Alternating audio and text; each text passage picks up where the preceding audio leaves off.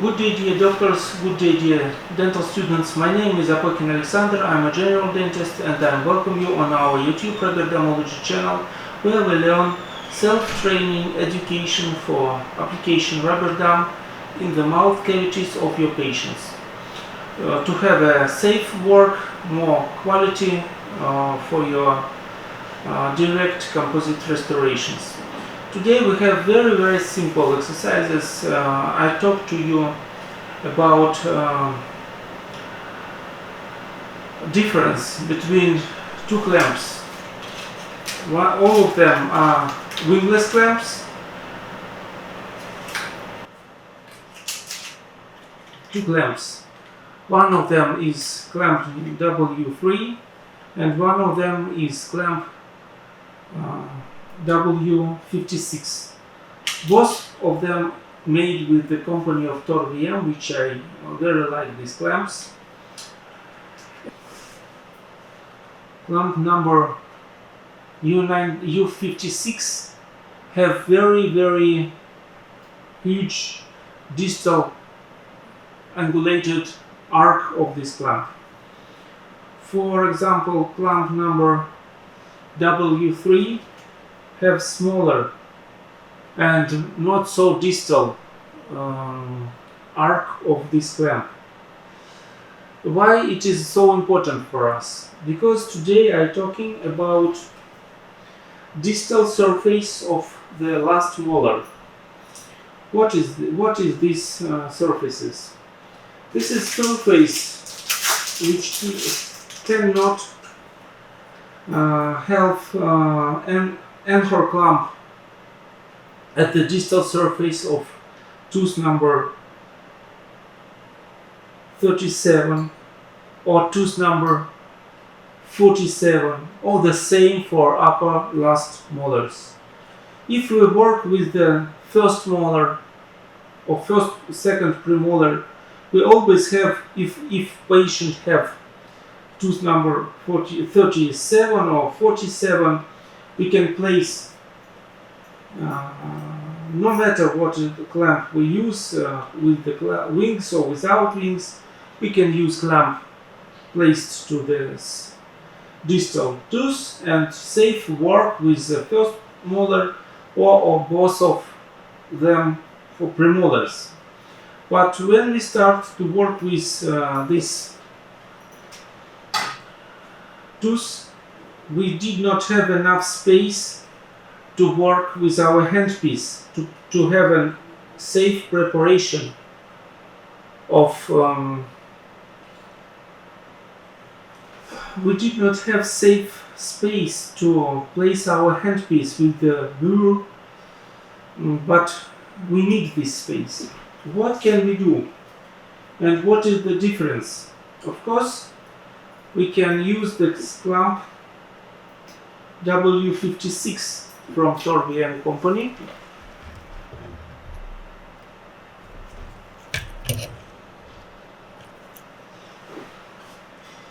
And after we change our selection of instruments, we have very nice, very good space to work with all sides of tooth. Also, we can place anatomical matrices and fix them with this clamp at the distal surface. What can we do, and what possibilities we have today with this clamp? Enough space after this tooth to place mirror, to place hand instruments and work safe, and it's very comfortable. Of course, you can place matrix. I speak about that you must train this skill to work with instrument in both hands, right and left, to fix matrix with this clamp and have very stable position of this matrix at the distal side of last molar. But what about isolation? It's very easy to make all these operations without rubber dam. And I want to speak about how to place rubber dam in this position. We take our favorite rubber dam plates, Nicton, medium, and I think this is very good rubber dam plates for exercises and work. Let's fix our rubber dam plate to a metal frame. It's very easy. Fix two angles of rubber dam plate at the top right and left angles of your frame. Then fix very easy bottom angles of our frame. And now we are ready to make perforations for working with the last molar at the lower jaw. In any cases, you must make perforations below this line. Choose the bigger diameter of perforations at the puncture and make perforation, no matter, maybe at the center, maybe some at the left side, one perforation. Maybe make another perforations for the next, or in our case, first molar, and even for additional premolar if you need it. It's very easy. Then decide if we working traditionally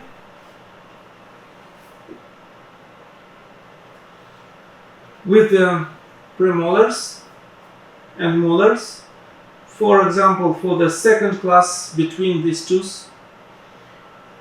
the best strategy and the fastest way to fix rubber dam is the placing clamp to the tooth, check stability with the finger, and then detach bottom angles of frame and put it into the mouth and stretch around the clamp arc. That's all. You made the half of your work. Fix rubber dam to the frame with the equal tension. This is very good. Then, using pillars and probe, invert rubber dam perforation around clamp. In some cases, you need very small adjustment. Typically, I hold the tension of rubber dam with my finger, very slightly open clamp, and immediately put it back to put rubber dam under the wings.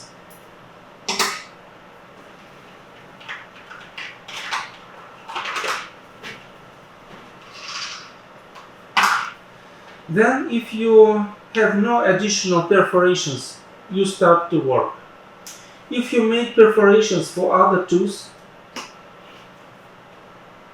we start to make inversion to open tooth for our dental work over the rubber dam through perforations.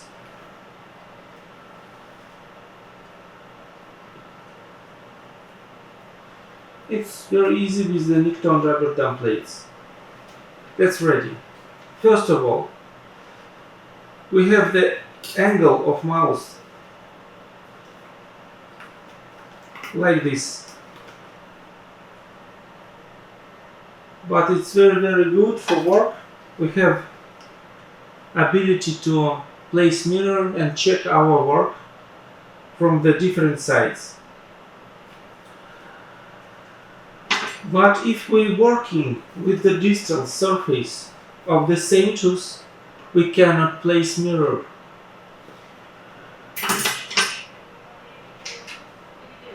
If we understand during our work that we need to change this clamp, you have this ability. Just prepare your alternative clamp W56, very good. Place it near your work. Hold the tension of rubber dam with your finger from the left hand. Remove this clamp total very gently. Catch your clamp with your forceps and place it into the position like anchor clamp and release your forceps. That's ready. It works. Sometimes it looks like a joke. Doctor replace clamp, and why did you do this? But in some cases it helps you to save very many time.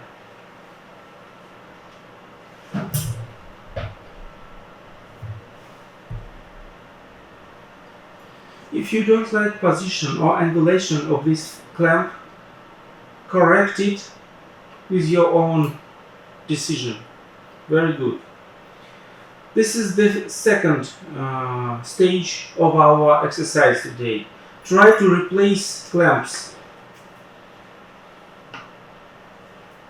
To make this, hold the tension of rubber dam plate. Remove, very carefully, remove clamp. Catch the other clamp. Place it. Remove your hand. Very nice. Then I remove. I think my work is over, so I remove clamp. Very carefully remove rubber dam.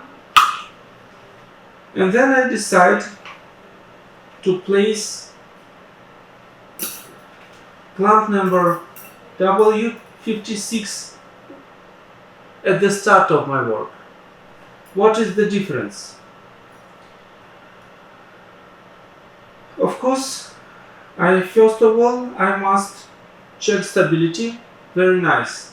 But with this very distal placed arc, I have no space with the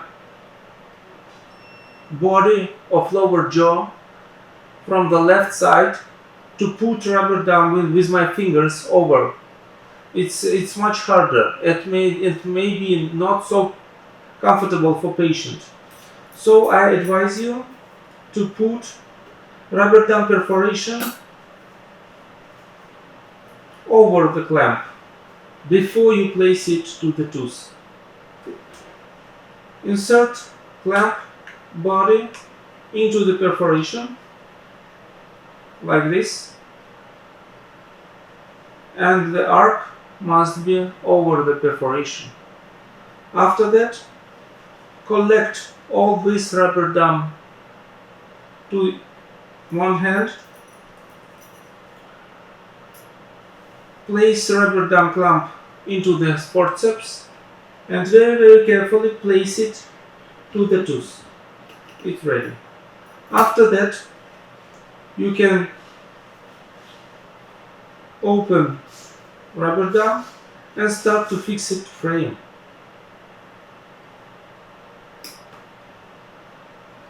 Traditional way, no any problems. Sometimes in the mirror, in the mouse, when you release your rubber dam, no difference which angle to the top, which angle to the right,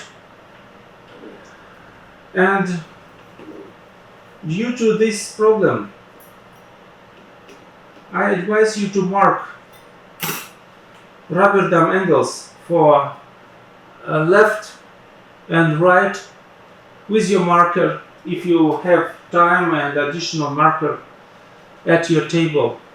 But I always use the biggest hole at the puncture and made 2 perforations for the left side and 1 perforation for the right side. This is also very useful for clamp W3. If you place it immediately with the rubber dam plate like this, always mark your rubber dam right and left angles before you put rubber dam into the mouth of patient. Then again, collect all rubber dam in one piece, catch this clamp, put it in the mouth, fix to the tooth, and then start again to fix rubber dam to the frame, and voila, it's very easy. We find very fast two angles for left and for right. Of course, fix it.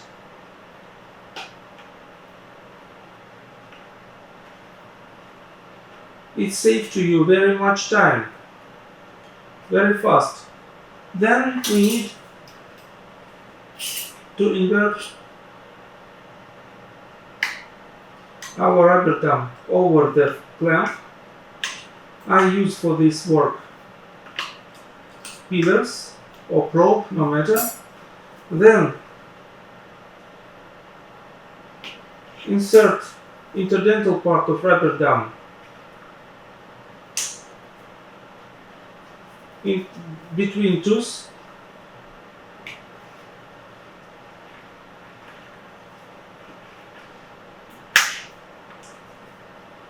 Again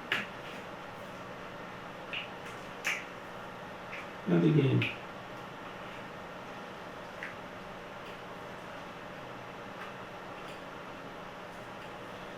For clinical, you have no very much rubber dam from the left side, so it's enough to fix only small piece to your retainer at the middle of the left side.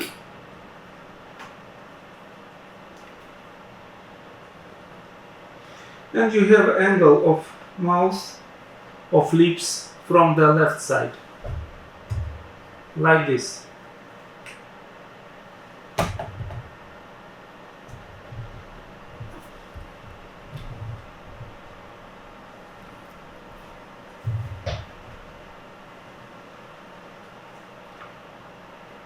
We're ready.